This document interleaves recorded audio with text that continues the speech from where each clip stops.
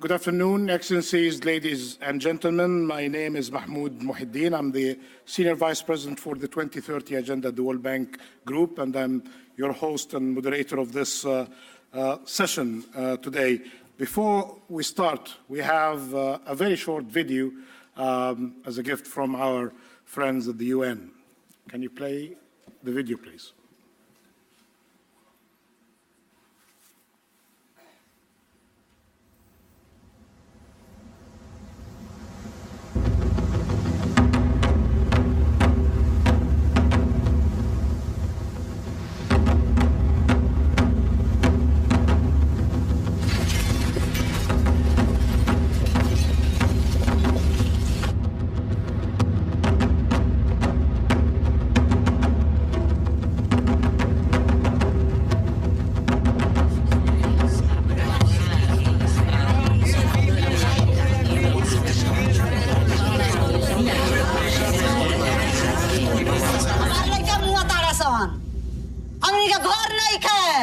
I was refugee in Pakistan, I was refugee in Iran, I was refugee in Dubai, and now I'm a refugee in France. Les gens, quand tu es handicapé, ils n'essaient même pas de voir ce que tu es capable de faire, mais ils te jugent à travers ton handicap. Haberme venido no fue una buena idea.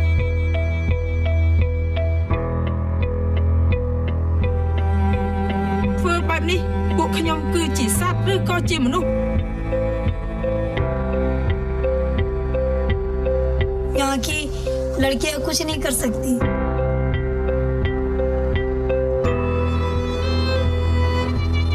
Flight रहे, जियार रहे, हमरो बाल बचाओ जियार रहे. Agama me fumidam bem, só na me bem, mas que na me corta. Porque se todo mundo tivesse alimento em casa, ela podia raciocinar.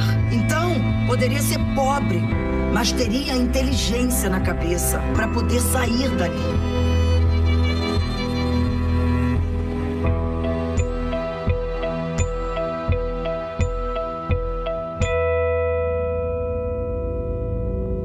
Parce que na mukil mutu azwana mission na onzamba tindelai.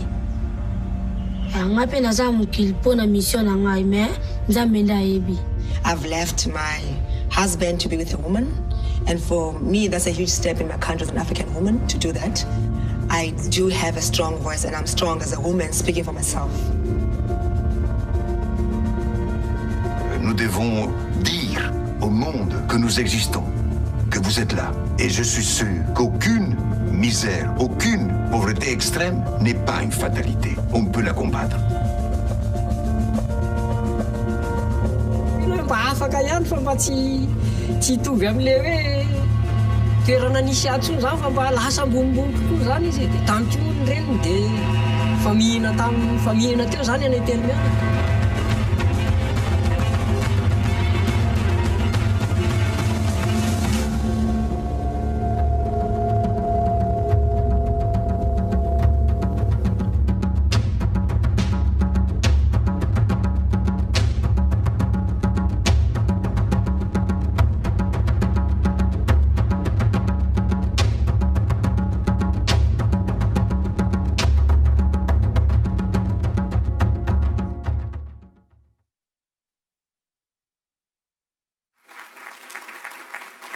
So, leaving no one behind is the promise, and to recognize the importance of the SDGs is of great relevance to our work at the World Bank Group.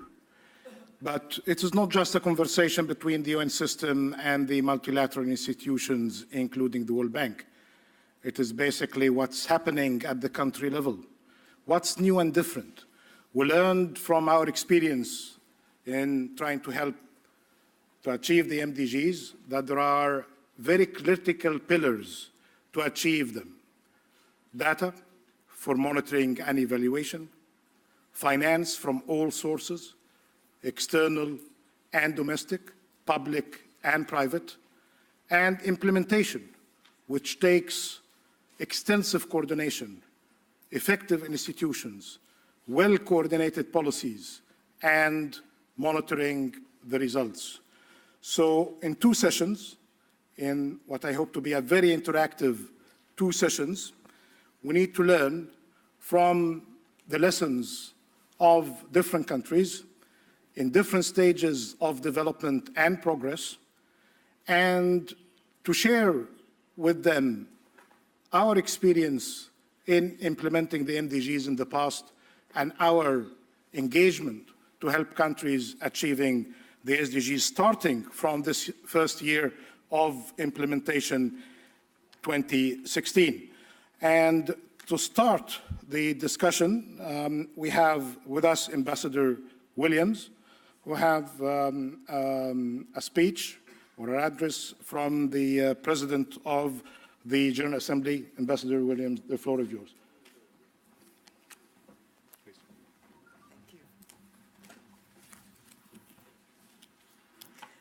Thank you very much, Vice President, Ministers, Excellencies, ladies and gentlemen. It is an honor to be here this afternoon representing the President of the United Nations General Assembly, His Excellency Peter Thompson. The PGA, as he's called around the UN, regrets that he's unable to join you for these annual meetings due to ongoing responsibilities related to the selection and appointment process for the next Secretary General. And you would have heard the news coming out of the United Nations 2 days ago, and this has kept him in New York. He has assembled a team in his office of about 12 of us at this point, and I'm pleased to speak for him regarding this team, our work on the SDGs. The PGA, the President, was particularly keen to speak with you all because of his deep commitment to translating the historic promise of the 2030 Agenda for Sustainable Development, the Addis Ababa Action Agenda, and the Paris Climate Agreement, turning all of them into action. In fact, the principal objective of the 71st session of the UN General Assembly under his leadership is driving implementation across all 17 of the SDGs. And I'm excited to come to Washington and see that not only are the SDGs having a very grand time and tour of duty here, but at its center is ending poverty, our #1 goal. Thank you, World Bank. Our year since the adoption of the SDGs, we at the United Nations have been made progress on a number of fronts, just in 1 year, and I'll iterate 4. First, 2 weeks ago, world leaders addressed the General Assembly and reported that they have all raised their efforts at national levels to implementing the 2030 Agenda. Second, in last July, 22 countries presented at the UN voluntary reviews on their progress towards SDG implementations, also with much good news among those reports. Thirdly, the UN has operationalized follow-up and monitoring mechanisms and is continuing discussions on adapting the UN agenda to meet the needs of the 2030 Agenda. And fourthly, on climate change, the Paris Agreement, happily, will enter into force on 4th November, and it is a time to speed up implementation. Entities such as the United Nations Environmental Programme, along with the G20, have been working to drive a transformation on this towards sustainable finance. Clearly, however, very much more needs to be done, including 3, perhaps. Harnessing greater political will for more action. Thirdly, promoting strategic partnerships, including between governments, the United Nations, the World Bank, the IMF, the World Trade Organization, UNCTAD, the multilateral development banks, and key other stakeholders. And thirdly, making best use of existing platforms such as the UN's high-level political forum, ECOSOC Forum on Financing for Development, and of course the World Bank annual meetings. Ladies and gentlemen, leveraging the expertise across our respective organizations will be fundamental to scaling up financing, to push implementation of the Addis Ababa Action Agenda,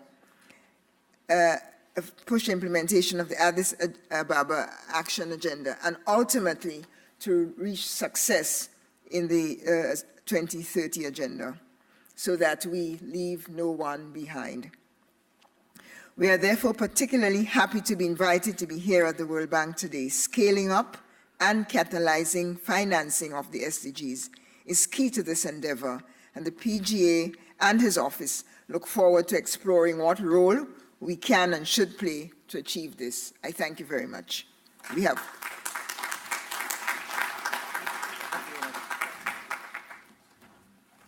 Well, thank you so much, Excellency, and our best wishes to the President of the General Assembly and for the completion of the process of selecting the new UN Secretary General. And we appreciate your participation in the panel as well in the Q&A part. So, what I said, we'll have only 3 minutes per speaker at the beginning, and then we have the Q&A. So to save the time, the transaction cost and transport and all of that from your seats to the podium. Let me ask you, if you don't mind, to be at your seats. Microphones will be hopefully working. And then we'll start your the 3-minute summary of what you like to share with us. And I'd like to start with His Excellency Minister Cardenas. You delivered a very compelling address as a chairman of the annual meetings this morning. Congratulations for that. It was one of the best I followed during the last, since I've been following the annual meetings since 1996. So I would say it's among the best. And if I'm not the senior vice president, I would say the best one that I listened to. So congratulations, because you combine many things. The country aspects, the regional dimension, the global issues, the links between peace and development.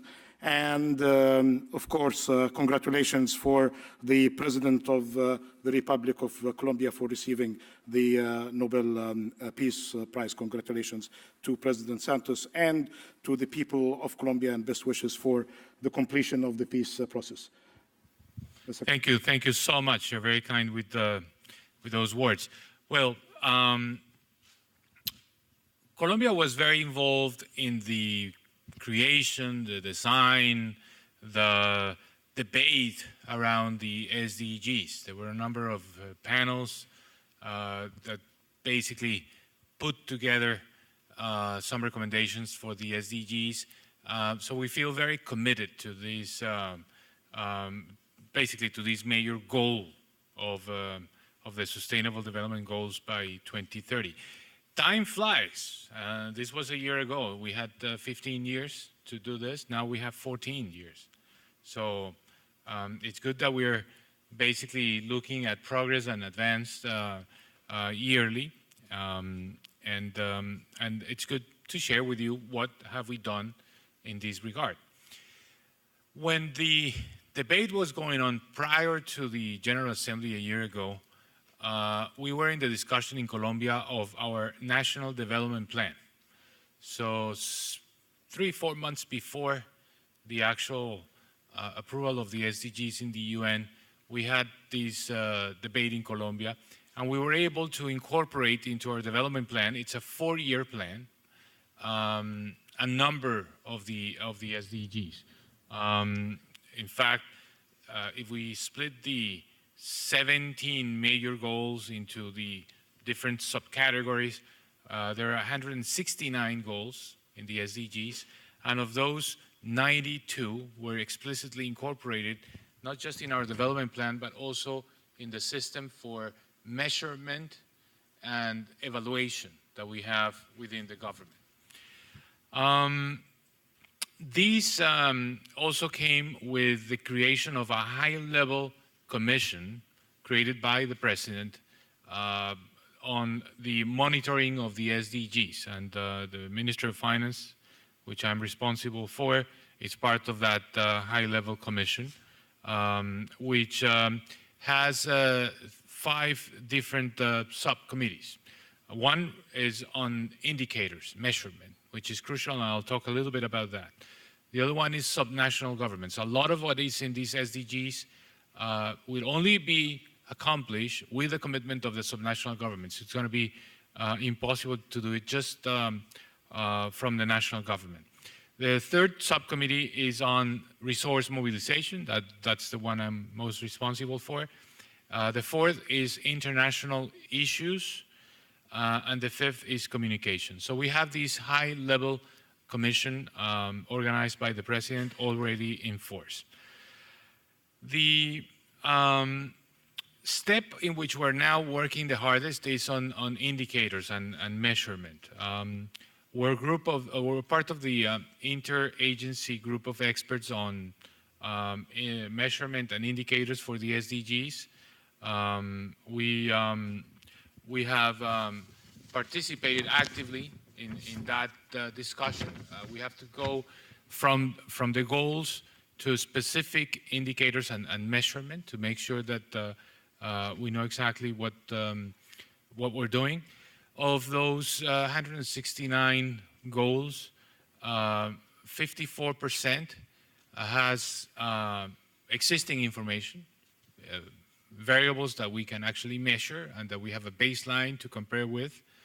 30% has measurements, but measurements that are susceptible to improvement. And 16% we just don't have any information. So this is very important. There are some of the goals that we set in the SDGs where we don't have information. We need to begin creating information. The other aspect which is important, and going back to the subnational government, is that the subnational governments in Colombia, departments and municipalities, also have the obligation of producing their own development plans, 40-year plans, basically with the mandate of the different mayors and governors. We were, from the national government, trying to advise subnational governments so that they incorporate into their own development plans the SDGs. That was something that we accomplished in the first half of this year, as we have new mayors and governors since January 1st of this year. And we split also the 169 goals, and please stop me if I'm taking too long, because I think I am. At the right time, thank you. Well, I'm just about to finish. So 135 of those goals require joint work with governors and mayors. 54, and this is not a small number, 54 of the 169 require coordinated action at the international level. So we should focus here on those. And 88 require actions from the private sector. You would think that all of this is in the hands of the government. No. 88 require the commitment, and that's why the private sector, by the way, it's also participating in our high-level commission. Well, to finalize, I'll give a little bit of a comment on my area of primary responsibility, which is mobilization of resources for the completion and accomplishment of the SDGs. And Colombia is a commodity exporting country, and we've lost significant revenues to the government as a result of the decline in oil prices. So we need to make sure that we mobilize resources to make sure that this happens. This is going to put us in the challenge of enacting tax legislation to raise revenues. And it's going to be very important to relate this tax reform and the need to generate additional revenues with the SDGs. I think that's the only way in which can actually find the political support for this tax reform to take place. Sorry if I took too long. Thank you so much. Thank you, Honorable Minister. And You shared with us some of the challenges of implementation. I just like to check if an advanced economy like Germany face these very challenges related to the indicators, their sufficiency, and the good quality of them that you wish to have. The other thing is basic about this coordination challenge. The Honorable Minister mentioned few committees of coordination. This is the second time I moderate a session that Minister Silberhorn is participating in. And the first one was in the UN a few months ago. And that was the second official from Germany I met within a few weeks discussing the priorities for the Sustainable Development Goals. And the first official I met was from his ministry, Economic Cooperation and Development. He showed me something that you'll not see from a distance. But believe me, it's a good thing. It's about the 3 pillars, beginning at home, moving ahead with and in this case, their partner countries, and then joining forces on the international stage. For me, as a recipient of information from Germany, getting a consistent message each time I see an official about how they are coordinating the business is very much reassuring. I thought, well, it's 2 people from the same ministry. Hopefully they are talking nicely together. And then, in a few weeks after that, I met an official from a state responsible for management of the resources. The state is Schleswig-Holstein. I hope that I got it right. My daughter tested that with me a couple of times. But I wish it was an easy one like Berlin or Hamburg, but it's Schleswig-Holstein, yeah? Yeah, correct me if I'm wrong. I have seen many good nods of Germans on my pronunciation of the German words before. But the good thing, at that state level, the official referred to the same kind of a system of coordination. When you speak to the outsiders, like me, like people from international organizations, when you see this kind of passing of information at all levels, of course there are many different things at the federal, central, or the local or municipalities level, but here this is a very important message of coordination. I learned a lot from this very simple slide. It was not a book, it was not a very compelling 200 pages of good wishes, but it's basically about simple messages, how they are coordinating the SDGs implementation. Honorable Minister. Yeah, thank you very much for these introductory compliments. I'm not sure whether I should add anything because I'm afraid I could make it better or only even worse. But I wanted to make 4 remarks. First, this Agenda 2030 is a unifying framework for our international action. And it's of utmost importance that we keep this holistic approach and take the SDG in its entirety seriously. So we should not start too early to set priorities. We should avoid cherry picking. And what has been said in New York last year before the adoption of the 2030 agenda, that was, in an ironic sense, leave no target behind, because we have so many targets. Yeah? But when it comes to implementation, this is really crucial. Leave no target behind. And that's why we advocate for a holistic approach when it comes to implementation.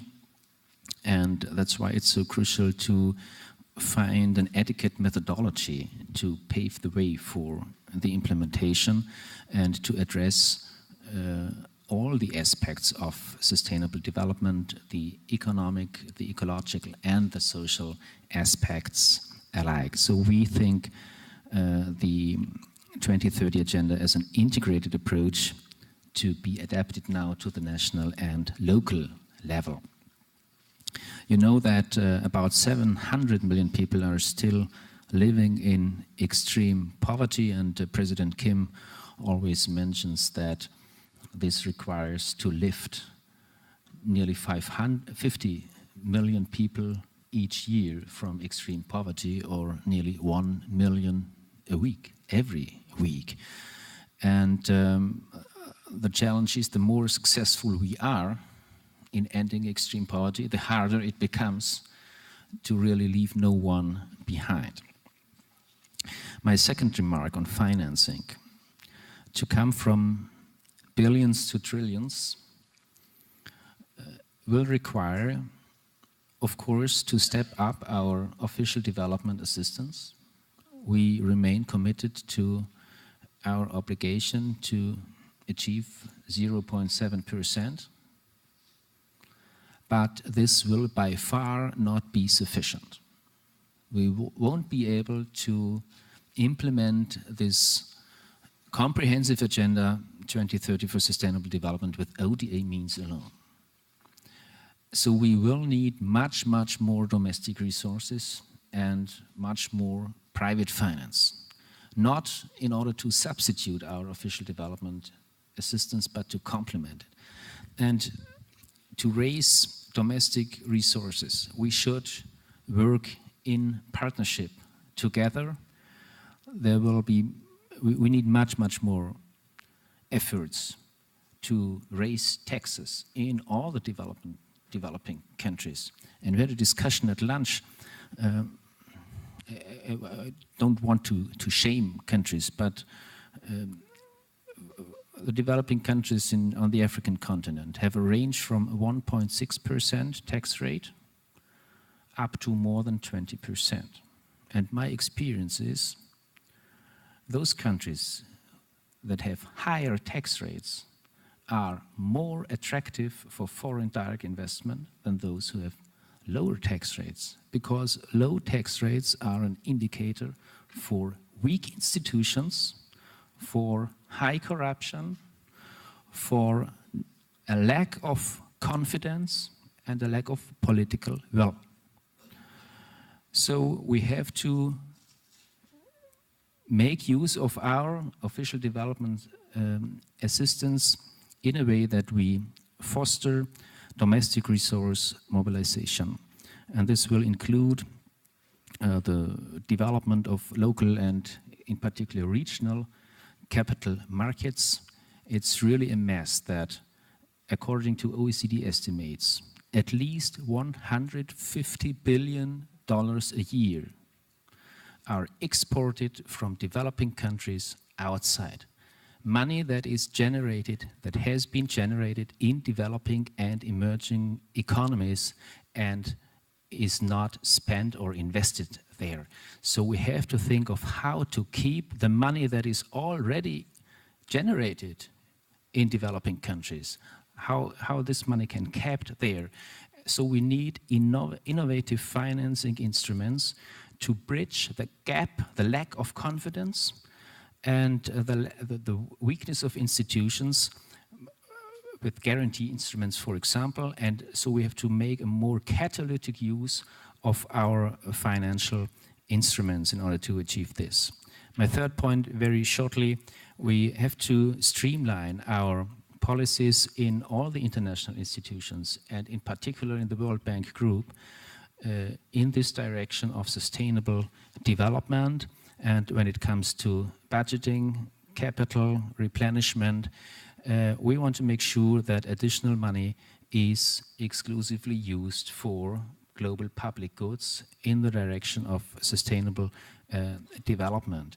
And if we talk about growth in our world economy, we should consider that we are suffering from severe backdrops due to extreme weather events, to forced displacement, to crisis and conflict, to pandemics. These are severe backdrops, and that's why it's so important that, in particular, the World Bank Group invests its money in preventive action, because this is much more effective and much cheaper than repairing and regulating damages afterwards. And my last remark on the high-level political forum in July in New York. I think it was a promising first step to report on the implementation of the Sustainable Development Goals. Challenges of countries of the global south are often rather procedural or financial in nature, including data availability, weak institutions, limited resources. So again, we have to work together in order to strengthen capacities. And with respect to our national strategy, you already mentioned, we address our national level with our national sustainable development strategy, our bilateral cooperation and our international cooperation. And just to make one proposal in our bilateral cooperation, we will channel our money, for example, for climate protection in a way that we adjust our bilateral cooperation programs correspondingly. So, for example, tomorrow morning we will present here our NDC partnership, a partnership with many donor countries, developing and emerging economies, the World Bank, the UN, international partners, for addressing the nationally determined contributions in implementing the Climate Paris Agreement. And in this period of partnership, we want to channel our international climate finance in this direction to implement the 2030 agenda and, of course, the Climate Paris Agreement. Thank you very much. Very good. Thank you so much, Minister. Very informative. And now we have the Honorable Minister from Uganda, Minister Kasaija. And on Uganda, you'll be seeing that report or a study that we did with our research department in DEC on the trajectories for sustainable development goals. And Uganda was one of the 10 countries which had been studied. And I'd like to thank your team for being very open, the Ministry of Finance and the Statistical Authority, for availing the information to the team. And we welcome as well any kind of demand from any country if they want to do the same exercise of the trajectories based on the assumptions on the models, that we can really work together with you to see, basically, if you are going to be following the path of the MDGs with no further development, what will be the case? If you are going to be improving the institutional effectiveness or the policy coordination and delivery, what would be the case? And then if you have some sort of fiscal space, what could be the case? It's a good tool for advisors at ministries of finance and definitely for researchers. It's not an advertising of our product because it costs us, it won't cost you, but it's helpful for the coordination. Honorable Minister, would you like to use the seat there or would you like to come here? No, you promised me that I would come to the podium. Okay, all right, okay. The podium is yours, sir. We still have 3 minutes, but I don't know how many seconds in the minute these days. All right. All right. I deliver better when I'm standing up than when I'm sitting down.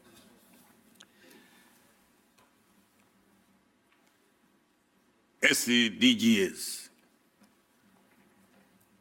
are noble objectives and desirable for the well-being of the human race. The big question is how? That's the biggest question. And I will try in the 3 minutes, I hope I can make it, to show you how Uganda is trying to achieve them. Following the adoption of the Sustainable Development Goals by the UN, Uganda took the path of domesticating them at the strategic level of its policies by integrating them in what we call the National Development Plan. We have got what is called Vision 2040, which is meant to turn Uganda into a modern country by 2040, and that vision is broken into 5-year development plans. To date, 75% of the SDGs relevant to Uganda have been integrated in that plan. Domestication of the agenda in Uganda is being translated down to sector and local government planning and implementation frameworks. Uganda's national budgets, the 5-year development plans are broken into yearly budgets. So the Uganda national budgets ensure that we comply with the requirement of these SDGs.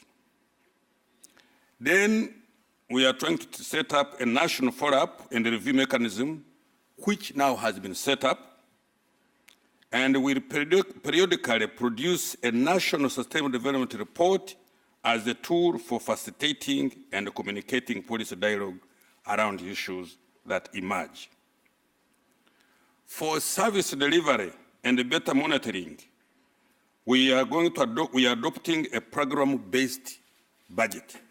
Our budget is based on programs that lead to these sustainable development goals. This reform is going to focus our attention on the outcomes represented in the 169 SDGs targets. This outline shows you steps Uganda has taken in implementing these SDGs. The question is, again, money, money, money. That's where the problem is. And the Bible says, the spirit is willing, but the body, those of you know the Bible. We have the full political commitment, with no exception, the president, the cabinet, the parliament, everybody. Because I've told you these are noble and desirable objectives for the human race. And we want everybody to live a comfortable life. But the constraint is money. Once we have money, we are convinced we shall get there, and sooner than later. Thank you very much, Mr. Moderator. Right.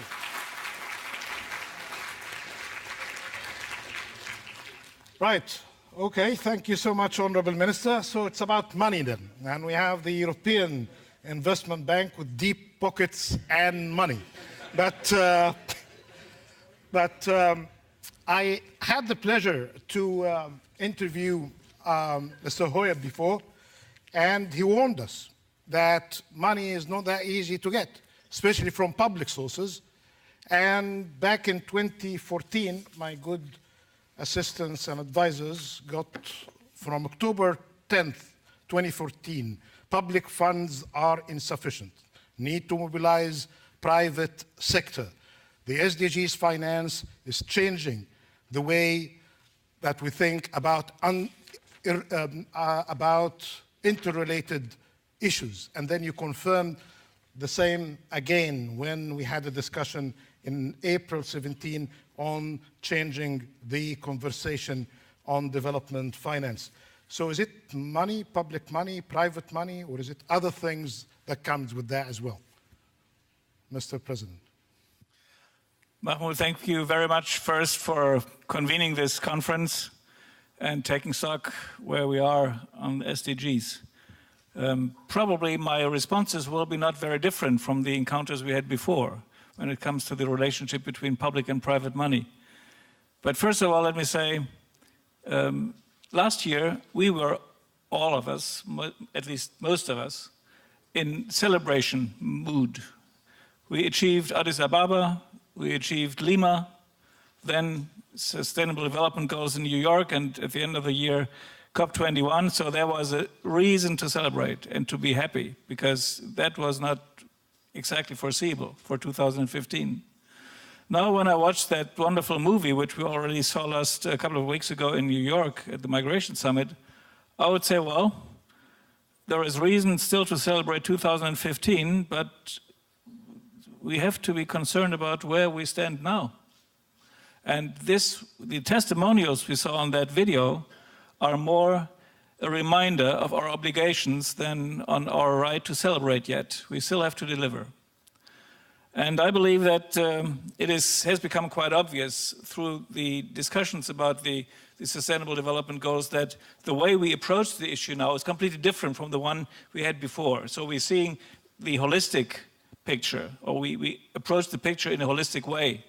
We now see the inseparability of the 17 individual goals, and that they can be achieved only through a broad range of converging interventions involving changes in policy, the development of capacity and skills, and very significant amounts of financing. Now on the financing issue, my repeat song comes, indeed.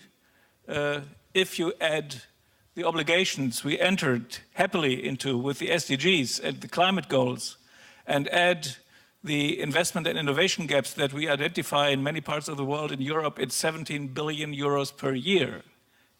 In infrastructure and innovation gaps, if you compare the objective goals set by the European institutions with the money provided, publicly and privately, then you will come to the conclusion that there is no way whatsoever to fill these gaps with public money only. So we must come to individual and intelligent ways to get the private sector on board. And don't misread me, I certainly not favor the privatization of development policy. That would be the wrong approach.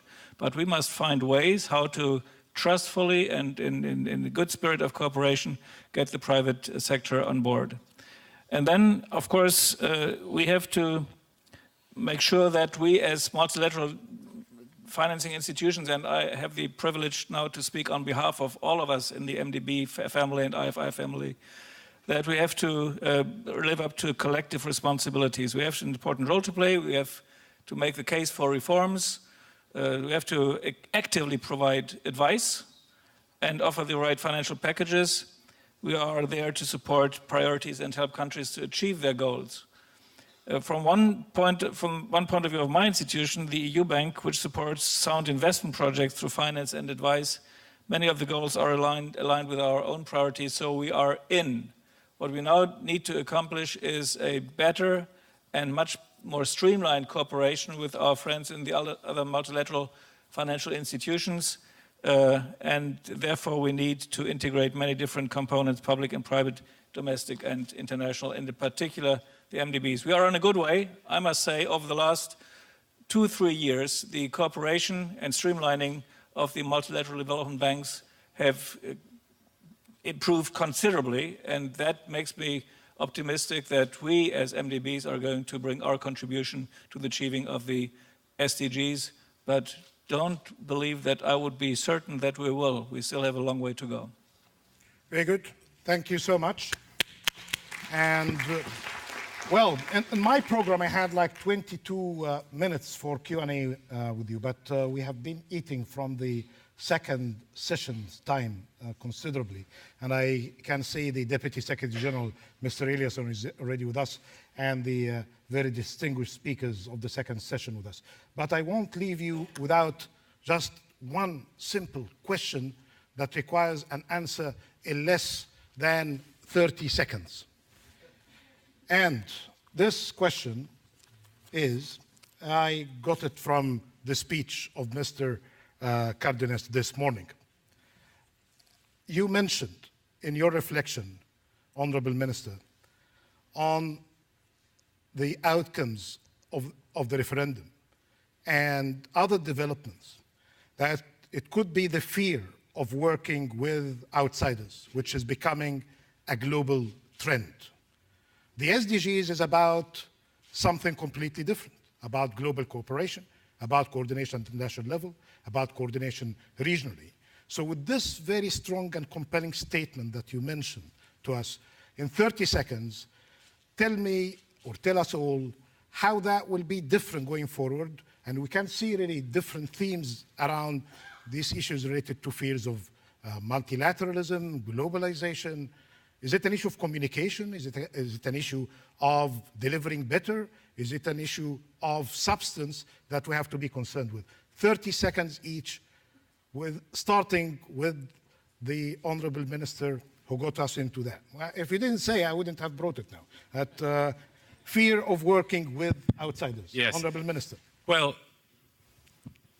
I think we have to make the connection between achieving the SDGs and this backlash against globalization, against trade, against migration. Because if we look back, what's happened in the last year, the first year of these new SDGs, is not so good news in many, many fronts regarding international cooperation. We see more this concept of wall building. And if anything, that's just going to prevent the SDGs from being accomplished. I think there is a clear relationship between the two. So in this conversation about the SDGs, I think we should highlight more now than a year ago the need for this type of collective action, for cooperation, for coordination, because otherwise this is not going to happen. So if the governments that were present a year ago at the UN during the General Assembly had a firm commitment to the SDGs, it's the same government should also now be defending the arguments in favor of cooperation and coordination, because otherwise we're just not going to get there. Thank you so much. Ambassador Williams, I'll give you the last word, but now Minister Silberhorn. Quick reaction to this statement.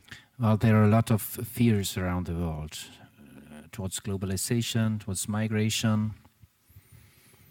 I often say in discussions in my constituency, my experience with children is sometimes they close the eyes and think they cannot be seen because they cannot see anybody. This won't run, and this won't run in politics either. So not closing the eyes and looking away is the solution, but open your eyes and having a closer look and coming to action. Very good. Thank you. Minister Kasaider. I think where there is a will, there is always a way. If the world is agreed, I talked about lack of money. Money is we are talking about resources. If as a world we agree that we move that direction, I think the resources can be obtained. Because this involves, to me, if I summarize what we are trying to achieve through the SDGs, we are trying to attain reasonable economic development and human development. And once we have agreed as a community of the world, the human race, it is possible. Thank you so much. President Doyle. Thank you very much. Let me first of all say one dimension needs to be added to everything we have already said, and that is the connection between development and peace. Mm-hmm. If we don't make progress on that, as we can see in Syria nowadays, all development efforts go into nothing. So there is a link. It used to be not recognized, but nowadays it must be recognized. Second remark, we must approach a certain paradigm shift in development policy. And developed countries must somehow overcome their donor mentality. It's now about global responsibility, which we have to share together. And that means we must move from an approach of global social policy to a strategy of economic development. Economic strategies are necessary. And finally, in order to be successful with that, let's have the courage to take advantage of most modern technologies and technical progress, because that is going to enable us to jump over 100 of years. And that is the key, in my view, to get connected very soon between developing and developed countries. Excellent. Thank you so much. Ambassador Williams, you have the last word. Your life is about peace and development, isn't it? My life? Yeah. Yes. All right. Always. Mm-hmm. And I think they're indivisible. They're like the SDGs. I don't think we could approach one or the other. Very quickly to say that last week and the week before at the UN, there was a water coalition, Tajikistan, Hungary, and they said, without water, water is life. If we don't achieve goal 6, nothing else. I went to the next panel, there was Guatemala and some others says, without peace, we cannot achieve the SDGs. Went to the next panel, without finance, we cannot achieve SDGs. So the idea is that they are one fabric. It's one fabric, and each one is important to take along simultaneously. So how can we do that, as the minister from Uganda asked? How? And it's clear that we need strategic partnerships, and we need broad leveraging behavior that strengthens and expands what we already have. And therefore, the solidarity between institutions and between all stakeholders becomes more important. Thank you so much. Please join me in thanking this wonderful panel for their comments and interventions. And you led us directly by mentioning partnerships to the second panel, and we are honored to have it opened by the distinguished Deputy Secretary General, Mr. Eliasson. And can the honorable ministers please join us in this panel while the first panel would leave. Thank you so much. I think there is some short movies going to be played. Thank you, honorable minister. Thank you.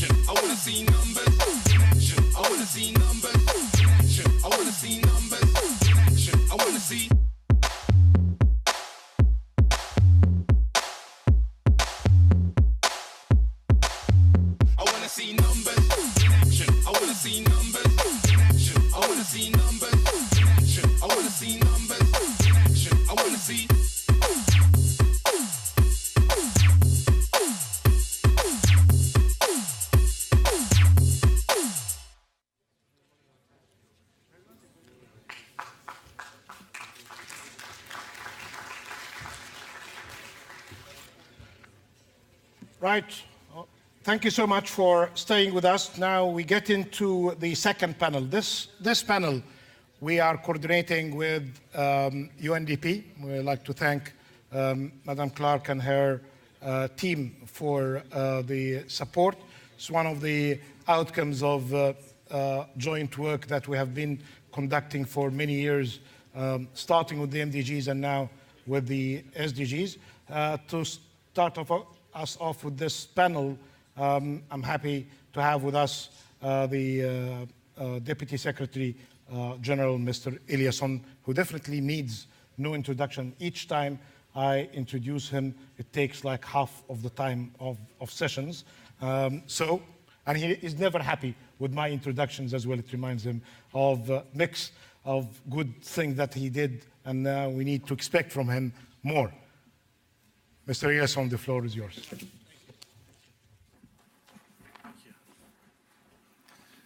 Thank you, Mahmoud. I'm glad you didn't choose the longer version, which is just a reminder of my age. So, gentle reminder of my age. Great to see you all, and I am very glad to see and note that the SDGs have become a key reference point for global action to a degree that I would never have dreamed of, because I was around already 2000 when the MDGs came about. And I must say the implementation was not really taken as seriously as this in this case. I think there is a sense of urgency that perhaps was not the case at that time. And there is also a much more transformative nature of the goals, going much deeper and much broader. But it's really reassuring that we see this great interest from member states. And Helen Clark and I worked together also to make sure that the internal preparedness on the UN side is there also to correspond to the many ambitious efforts of member states. During the just concluded opening of the new session of the General Assembly, just a couple of weeks ago, there was great excitement among delegates, civil society and private sector representatives about the immense potential of the new goals. There was hardly a speech that did not mention them as a promise and as a potential. That, of course, is an expression of the high expectations that are facing these goals. With the negotiators whom I commend from the member states did not fall to the temptation to go for the lowest common denominator. No, they kept a very high level of ambition, which means that we are faced with a high level of expectations, which means that we have to cross functions in the organization, see peace and security as related to development and, of course, related to rule of law and good institutions, the rights perspective. And then also that we understand we can't do it alone. We have to do the mobilization vis-à-vis the private sector, vis-à-vis all these other aspects of, all these other actors that can change the course. And then, of course, over everything is this existential threat that we now face for the first time in human history, that we have to build everything on sustainability. We may have plan B in our lives, but we certainly have no planet B. And this adds to the seriousness of the task. Now, the SDGs have become a central pillar of our work at the UN. They are, together with the other historic achievements of 2015, I think about Sendai, Addis, and of course Paris, pushing this, they are pushing the entire system to improve the way we work. We have seen the benefits of working horizontally between the UN entities, both at headquarters and in the UN country teams. We have also seen how the cross-cutting and mutually reinforcing character of the goals has influenced the member states to positively adapt to the new goals. The first round of voluntary national reviews, and some of them were here on this panel and in the room probably, these reviews were presented by 22 countries at the meeting of the High-Level Political Forum in July. They offered additional testimony to the commitment of national governments to the SDGs. And it's really great to have this proof that the goals are truly universal. The reviews show that governments are now establishing their priorities and are integrating the SDGs growingly into their national development plans. I would also say that, and please take that with you home, that we should also introduce this in the parliaments. I met speakers in Parliament in New York recently, and I reminded them that now with the new goals, you have to bring in the transport sector, the Committee on Housing and Industry and Agriculture. They are all in there. So even Parliament should be brought into this approach. I was Foreign Minister in Sweden, Deputy Foreign Minister, and I remember the only committees I visited on development was Foreign Affairs and Development. Now, look at the SDGs. You connect to at least 5 or 6 other sectors of government, and of course outside government also. And they show, these reviews, that they are identifying areas where they need to do more and where they also can support others, whether it is at home or in the world. Local governments should also be engaged, and this is critical since they play a key role in delivering education, healthcare, water, sanitation, and reaching out to the most vulnerable, of course. Leave no one behind. But all this is just the beginning, and I would say that this is not an easy ride. This is not an easy ride. Many countries are tackling this ambitious agenda against difficult odds caused by conflict, post-conflict situations, epidemics. I just come from a meeting now with Gail Smith at USAID about Haiti. The latest figures of people who died is 800. It's growing by the hours, and it's just an incredible disaster. I really hope that we will show solidarity with Haiti in these difficult times. First the earthquake, then the cholera, and now this absolutely horrific disaster. People in the south are isolated, the bridge is gone. We have huge health crisis coming if we can't get there soon. And also other factors that are, again, causing these difficult odds, the extreme poverty, the inequalities, the injustices, and severe financial constraints. I won't be long. This is a very short introduction. These factors that I said can stand in the way of implementation even when there is full political commitment. More needs to be done to address resource and capacity constraints. More needs to be done to promote investments in national and local governments. The role and potential role of the World Bank Group is unique and crucial in this respect. So in closing, let us continue to do everything we can in this extraordinarily important first year of implementation to get off to a vigorous start in bringing the 2030 agenda to life. This we can only do together across sectors with national and international actors in the public sector, in the private sector, with civil society, with the scientific and academic community, and where we respect that we need to work horizontally. Peace, no peace without development, no development without peace, and none of the above without good and strong, inclusive, honest institutions, good governance, rule of law, and basic respect of human rights. So thank you very much. That will serve as my introduction.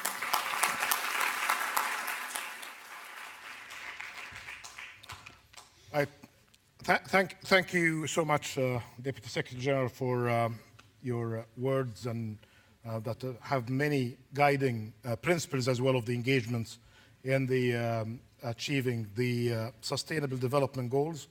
You reminded us with the kind of world we're living in, the kind of disasters we have to be prepared for. Only a few days ago, we were only trying to see some solutions to the cholera problem in Haiti, and now we have to continue doing that while trying to collaborate in facing another disaster, which is reminding us of the big work that we have to be working all together in the coordination for the resilience of systems and good preparation and good collaboration as well, because even if the country has a good system locally, it might be deprived from resources in times of shocks. Now, you reminded us as well of the issues related to partnerships and delivery, working horizontally and not vertically.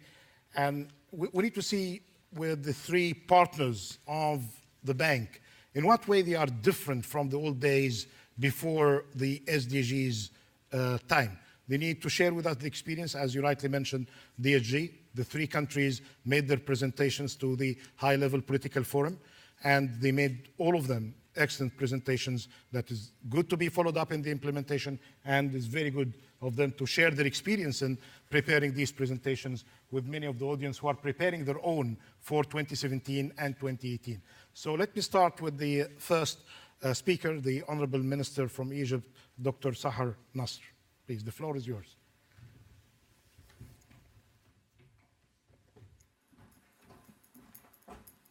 Thank you, Dr. Mahmoud, and hello, everybody. On Egypt, we decided to go to an early review. So following the pledging of the SDGs, and we were committed to move forward. So we have the political leadership, we have the commitment from the government, and also joining forces with all stakeholders. So we took various steps. We started first by preparing the Sustainable Development Strategy, Vision 2030, which is aligned with the SDGs. More important, it was not prepared by the government, but it was done in consultation with various stakeholders. It was done in consultation with the civil society, with the youth. We reached out to the various governorates because challenges in Egypt vary from one sub-national area to the other. And that's very important because we know in order to achieve the SDGs, it will not happen without the commitment, the ownership, and the determination of all. Then we moved forward quickly. In the first session, there was the highlights on coordination, effective coordination. And that's very important because if we do not work as a team, then we are unable to deliver. So immediately, a few weeks after the pledging, the Prime Minister issued a decree that formed a committee, a ministerial committee, but it does include various agencies that play a pivotal role, like on energy, renewable energy, civil society, young people who are participating in the preparation and monitoring of SDGs. That was a requirement. More important, we started discussing the indicators because, as you're all aware, there is no specific indicators based on which we can monitor. And hence, indicators, we need to make sure they are able to monitor in a timely manner and in an accurate way, and also where we can compare and resonate with different countries where we stand. The discussions, which is very interesting on whether we go for an early review or not, we had a debate at the national level. Should we go at an early review when we haven't done much because it's only a few months after the pledging, or should we go with and review right away, voluntarily? We opted for the voluntary review, and I have my colleague here from Ministry of Foreign Affairs where we had a debate. We opted because we were courageous, we were committed, and in fact, we wanted to be very candid. Where do we stand? Where does Egypt stand? It's a historical times in Egypt. Egypt has just come out of 2 popular uprisings where aspirations are very high. People want to see everything flowery and great just right after this uprising. And at the same time, it's challenging times. It's times when not just the global economy is slowing down, but also the MENA region is also going through tough times, neighboring countries. And hence, we moved with an early review because we were committed to identify the gaps, to know what effort needs to be exerted and where, to identify the indicators to be able to monitor, to know where the needs are and the resources required so that we can identify them at an early stage. So we opted for an early birth. Not only that, but I'm very proud, not only were we one of the 22 countries, but in fact we decided to take a leadership role and to step forward and work with the 6 African countries that opted for the early review. So we held a regional African workshop in Cairo, where we extensively discussed which indicators are indicative enough to show where we stand in each and every goal, which indicators are relevant to us, which indicators are monitorable and we're able to track, and that's very important. And are these indicators helping in terms of determining the needs?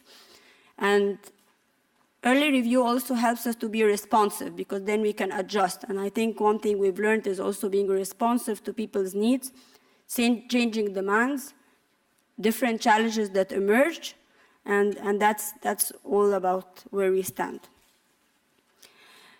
Coordination, the committee is there because we realize goals, the way to assess goals, projects that we do with different development partners are, so let me share with you like 3 key initiatives. Job creation, youth inclusion, empowerment, that came as one of our key priorities. That's all about economic growth. That's about sustainable and inclusive growth. So the year 2016 was announced as the year for youth. SMEs, initiatives were launched across the different governorates. That's key because we looked at the indicator and realized the new jobs are only created through small and young firms. And that's where we should focus. We work closely with the financial system, we worked closely with the NGOs, we moved quickly with the issuance of the microfinance law because we wanted to reach out to each and every village and not limit it to the capitals. On the second front, we also focused on infrastructure, and people wonder, why are you doing so much mega projects? That's not inclusive, and that's not true, because in fact, mega projects were all linked. There's the clusters, and they're all linked to the smaller and younger firms. In fact, one of the key challenges that smaller firms faces in Egypt is access to markets, and that addressed it. So we moved quickly with industrial areas, with clusters, and we linked so that we ensure we make use of the clusters, the value added, and help firms graduate from micro to small. Thirdly, these infrastructure are, one of the main goals is also access to utilities. We're talking about water, sanitation, electricity, and these are all prerequisites for the private sector. So you cannot bring the private sector in if they don't have the adequate infrastructure. That's critical for moving forward. However, we started we're on a good start, but we know that we have a long way to go. So we see our challenges, and that's why we're reaching out to our development partners today to make sure that we'll deliver on time. Thank you very much.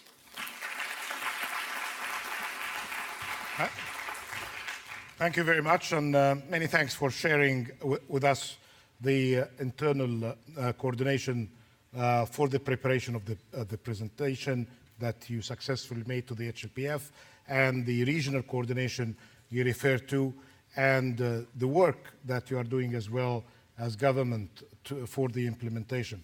And now I'm happy to introduce Honorable Minister Patrick Conte, the Honorable Minister of State for Finance of Sierra Leone. And let me tell you, Minister, that we're very pleased and surprised that Sierra Leone is among the first 22 countries submitting the presentation. We know very well the kind of challenges your country faced, and then very recently you had to deal with the challenge of Ebola successfully. Now we are giving your people and everybody else hope that you are taking the 2030 agenda seriously. Honorable Minister, the floor is yours.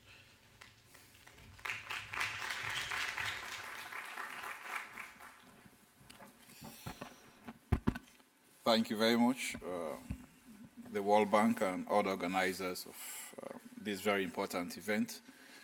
As you rightly alluded to, Mr. Moderator, Sierra Leone, we are among the first 22 countries to have opted for voluntary review at the last High Political Forum in the UN in July. And this afternoon, I just briefly want to share three areas: what we have done so far, what it means leave no one behind in Sierra Leone, and then thirdly, I would like to end with the all-important issue and critical issue of financing, because at the end of the day, in the absence of financing, all the discussion so far will not be realized. Sierra Leone, as we are aware, I would describe Sierra Leone as having experienced a roller coaster in our development efforts. In the early years of the MDGs, we had a decade of civil war. And despite the civil war ending in early 2000s, we did, as a government, policies. We initiated policies that saw significant reduction in levels of poverty in Sierra Leone, that saw reductions in mortality and child mortality rates. And then we were in the quest of stabilizing. The economy was back on track. By the early 2012-13, Sierra Leone was being ranked amongst the highest countries in terms of GDP growth, double digits. And then in the wake of the SDGs, we had another encounter in our development, i.e. the Ebola. We were struggling with the Ebola, and then we experienced commodity prices collapse. We are an economy, we are still an economy that is largely reliant on the mining sector. We saw iron ore prices almost coming down to zero. So yes, so it's been a roller coaster of events in Sierra Leone. So that is why, as a government, as a nation, we haven't wasted time in working towards the SDGs, because time is not on our side. So therefore, it's not surprised that we are part of the 22 countries who opted voluntarily for us to be reviewed, because we think time cannot be spared. Sierra Leone has to move on. I think one thing that has shown over the years is that despite these challenges, we remain a resilient economy. We are back slowly on track, building the economy as a government. What have we done so far as the SDGs are concerned? First step, in 2015, we simplified the SDGs into something you can simply put into your chest pocket so that people can read and understand. So by the time the minister was presenting the 2015 budget in Parliament, parliamentarians had a simplified version, few pages of everything summarized as far as the SDGs is concerned. So that created the first platform. We went through the parliamentarians for them to understand what the SDG means. And also in 2015, whilst the budget was being presented, the budget was presented in line with the SDGs. We have, as a nation, a development plan, which is the third generation poverty reduction development plan called Agenda for Prosperity. In that Agenda for Prosperity, there are 8 pillars. So what we did was to regroup the 17 goals of the SDGs into 8 goals, and then these are aligned and linked straight into the 8 pillars in our national development plans. So by the time the 2015 budget was being presented to Parliament, it was being presented on the background or the backdrop of the Sustainable Development Goals. 2, we embarked there and then. Once the parliamentarians were on board, they knew exactly what the SDGs are and where we are headed. We embarked on a massive national campaign involving private sector, the civil society organizations, schools, universities, etc. Number 3, as I said, we aligned the goals to our national budget process. Number 4, we then prepared an integrated results framework that ensures that the SDGs can be monitored in line with national development goals. And then fifthly, we developed Sierra Leone-specific SDG indicators. We had to localize the indicators so that it becomes meaningful to Sierra Leoneans. And then recently, I think in March this year, through the Office of the President, a formal structure was put in place to oversee the entire benchmarks, with the SDGs being on the top. When you're in developing countries, relying partly on budget support, there are so many benchmarks by donor partners. The World Bank has its benchmark, IMF has its benchmark, the European Union has its benchmark, you name them. So we need a system to harmonize all of these, on top of which the SDGs stood.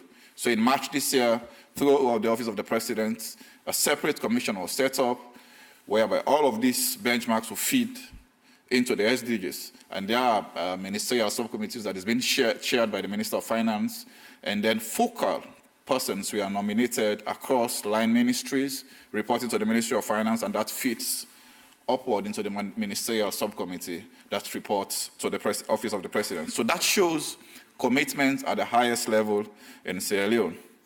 What does it mean, leave no one behind in Sierra Leone? Because we know leave no one behind, as was seen in the initial clip shown at the start of the program, is at the center of the SDGs. What have we done in Sierra Leone to bring to evidence the issue of leaving no one behind? We recognize in our development effort, policy-wise, that there has to be inclusion across the board in the decision-making process.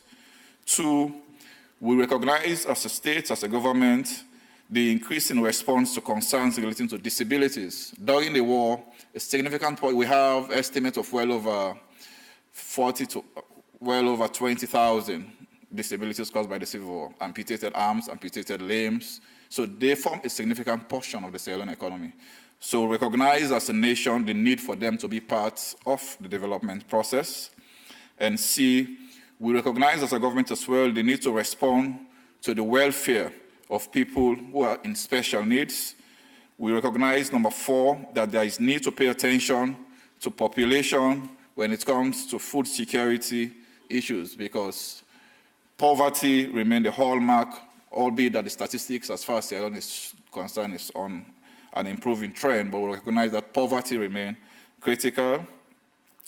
Also, as a state, we're supporting the welfare of those in island and coastal communities.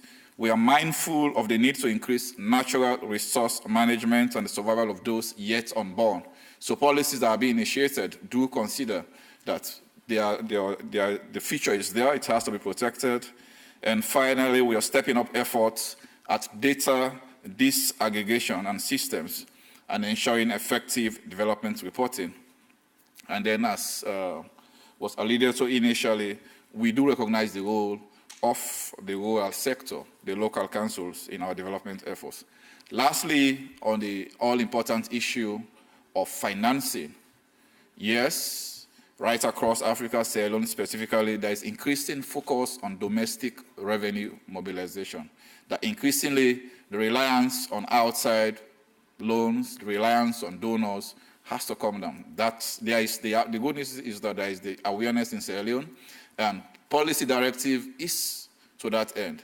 The focus has to be given on enhancing revenue domestically through policy change in terms of taxation, through strategies when it comes to tax administration, And we do recognize the role that development partners are playing, like the World Bank, the IMF, the EU, etc. But I would like to end my remarks by putting on the table for discussion that one way Africa can be helped to implement the SDGs is for the Western world or for development institutions to look at the relationship between illicit financial flows from Africa to the development efforts of Africa. By statistics, if they are right, Africa is experiencing 50 billion annually in illicit financial flows to the West. Assume half of that is saved. How will that impact development effort towards the SDGs in Africa? That is my take. Thank you so much. Right. Thank you very much, Honorable Minister. So we have the last speaker of of our partners in development, Mr. John Lomoy, who I had the pleasure of working and knowing him, working with him and knowing him when he was doing a very good job at OECD DAC. Now you are coming with this experience of ODA and what could it offer.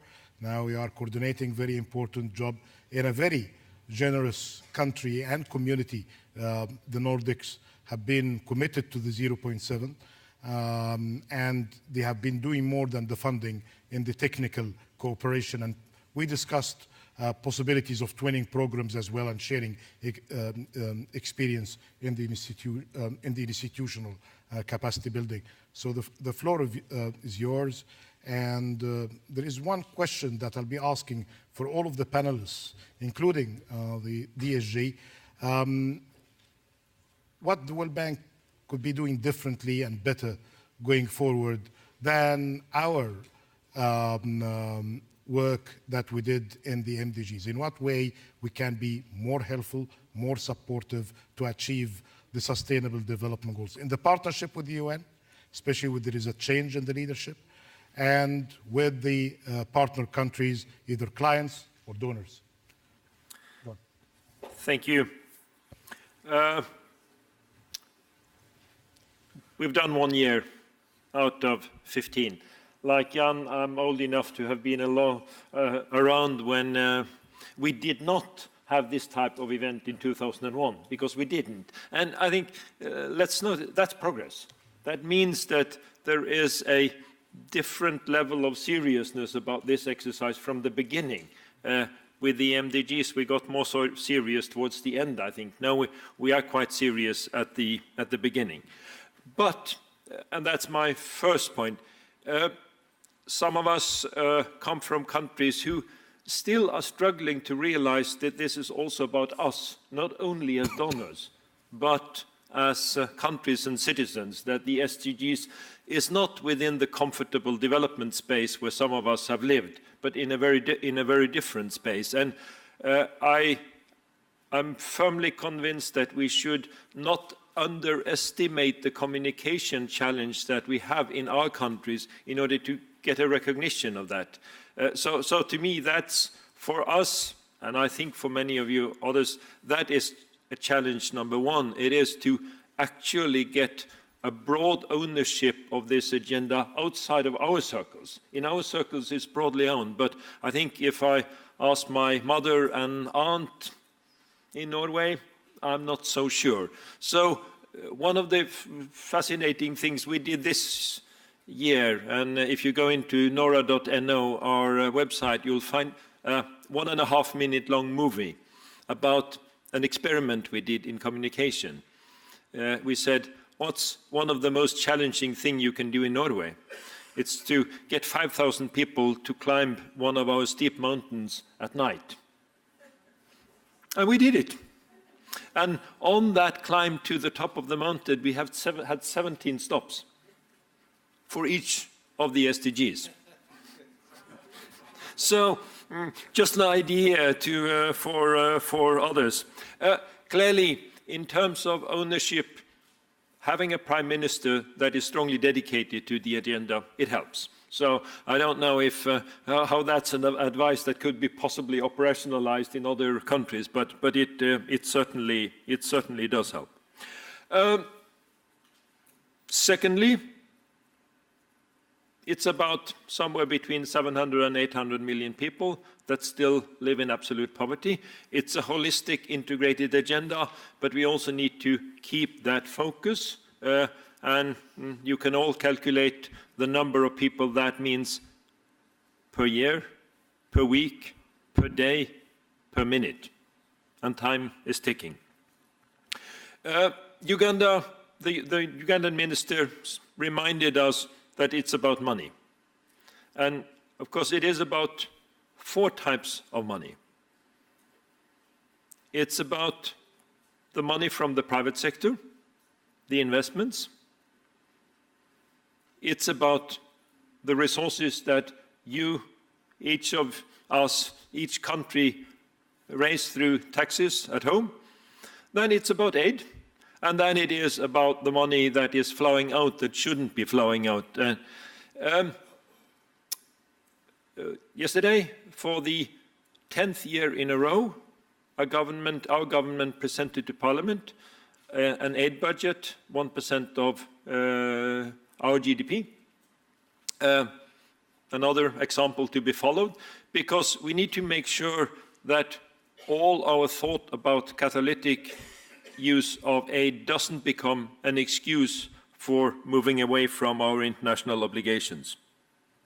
But we also know that that's only part of the financing picture, and that if we don't use that money smarter, and if developing countries do not dramatically increase their domestic resource mobilization, that's why today we signed an agreement with the IMF about helping that to happen. We will not succeed, and we know that if we don't together work to get the private sector to invest also in the most difficult circumstances, then we will not succeed. But it's not only about money. It's about good policies also. It's about good policies with us, and it's about good policies in developing countries. And that's also why development cooperation also is increasingly about sharing policies, sharing experience, sharing knowledge. And that's areas where each of us can come to the table with our specific areas where we have experience, whether, as in the case of Norway, it is about managing our oil resource, managing our fisheries resources, or Canada about mining or other areas. So we need also to accelerate the ways in which we can share that knowledge. In the background note, we were asked, do we have a nightmare? I will not, of course, since we're in the US, talk about that nightmare. But one of my big worries is that we have not seriously enough taken in the implications of leave no one behind. That challenges us in areas which might be uncomfortable, because that means no more poor people in Somalia in 2030. It means no more poor people in the Central African Republic in 2030, and we could continue along that list. And I don't think we've taken that seriously on board. But then, not to end on to get back to a positive note, the other big difference from 2001 is that this time the private sector is interested. And in some cases, we see that they are even ahead of the public sector, that important private sector players have captured this agenda, see it, fortunately, not only as a global, as a moral obligation, but also as a business opportunity. Thank you. Thank you very much. Thank you. So, right. So I asked the 4 speakers to respond to this simple question: what do they expect differently from the World Bank going forward to achieve the SDGs? I'll give half a minute each, and then the closing remarks will be for our partner and our guru of development, Madame Clark, and thank you again and your team for your support. In your way out, and I won't speak again. So she will close the session and she will thank you, and you leave this room in peace. And in this, if you are going to take those 2 doors, you'll be finding in your way out 1 pin each, please. They're becoming very popular, and they have a very little story behind them. This is the UN Sustainable Development Goals, the 17 goals with their 17 colors. But the only difference, we put our logo inside it to as a reminder that ending poverty is not just the SDG number 1, it's very center in achieving all of the goals. And without implementing all of the goals, we cannot reach SDG 1, which is one of our twin goals. So 1 pin each when you are out. Thank you so much. You have been a great audience. Thank you. And my answers, please, from the 4 panelists. DSG. Thank you very much. I think you have a very important role, and it seems when you already did these pins that you have accepted to play that role. Thank you very much. We need you on our side and on everybody's side. And it's so obvious. If you look at the new sectors that have to be part of this, you come in on them, on so many of them: energy, urbanization, water and sanitation, agriculture, migration, women. You have it all there. So you have your work cut out, and we just want you to do more and do better and do it together with all the other actors that you mentioned. And then I hope also that you send the message, and that finance ministers, I hope several of you are in the room, or at least you have connections to them. I think finance ministers and prime ministers have a very important role in terms of looking over the whole range of areas. I went to Asia to prepare the Finance for Development meeting 2 years ago. And I came to one country. It was, in fact, Korea. This is not to ingratiate myself with Ban Ki-moon, but I was really impressed by the Minister of Finance. He was the most knowledgeable on the SDGs. He knew everything about the SDGs. So I asked him in the end, why are you so, you seem to be the best informed finance minister I met on this trip. And then he said, I'm not only Minister of Finance, I'm also Minister of Strategic Planning. You see, he was not doing budget cutting. He was asking himself, if this is an investment, will this be important for the future? And with the World Bank and the finance ministers there to play that role, I think you have an absolutely crucial role. Thank you. Thank you so much. Dr. Nasr, in 30 seconds.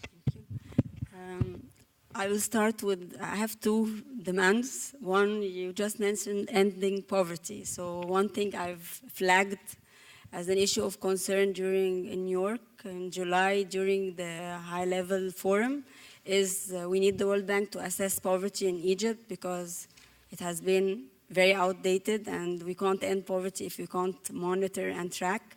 So I want to thank the bank for acting quickly, and the mission is coming in a few days' time to Cairo. So I think that's an important. So indicators, monitoring indicators in a timely manner, and building the capacity of institutions at the national level to monitor these indicators is my first demand. My second, because I see that the 2 sessions have highlighted lack of coordination at the national side, so I'm going to bring another spin. I think better coordination is required at the donor side, because I'm the national coordinator in Egypt as a Minister of International Cooperation, so I deal with all the IFIs and also bilaterally, and I demand that also these institutions need to coordinate their efforts better, scale up, and I think that would also ensure more effective impact on the ground for the nations. Thank you so much. Minister Conte. Yeah, the World Bank is doing great, but you cannot take the World Bank and the IMF, they're almost inseparable. So maybe my response is that both the IMF and the World Bank, while it's doing a great job, Africa is in a haste to develop, and one size fits all doesn't work for Africa. Our development needs vary. We're at different stage in our development. Country-sensitive issues must be considered in structuring projects, and flexibilities must be built in the financing mechanism. Thank you so much. John? Moving from words to practice. Starting making the from billions to trillions into a reality So that I think that is, to me, that is the most important thing you can do. Then, secondly, you can continue to and further develop as a knowledge bank, as a place where countries can come, not as in the past to get conditions for, but as at present and in the future to get good experiences and share experiences and get solid evidence-based advice on how to improve policies. And then thirdly, to be even better at data, not least on poverty monitoring, because we need that continuous monitoring of the progress that we are making. And then fourthly, to use the fact that you are the meeting place for some of the most important decision makers in national governments, the ministers of finance, to continue to keep this topic on the agenda and to continue to challenge all your members on moving forward. Thank you so much. Now, Madam Clerk, would you like to take the podium? And until you reach the podium, I'd like to thank my team here in Washington and my colleagues in New York and Geneva for supporting us to get this session done. They worked hard to get us all here with this excellent panelists and good material. Madam Clerk. Thank you, Mahmoud. And I'm conscious that I'm standing now between